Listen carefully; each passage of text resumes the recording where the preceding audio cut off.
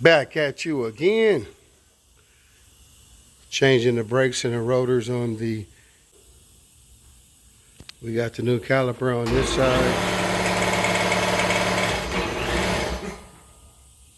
Got the new caliper on this side.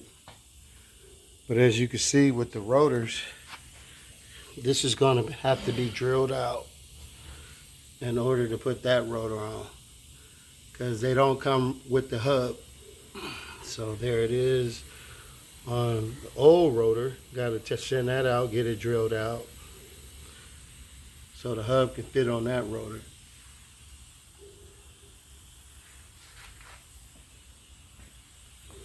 And we got this side taken apart,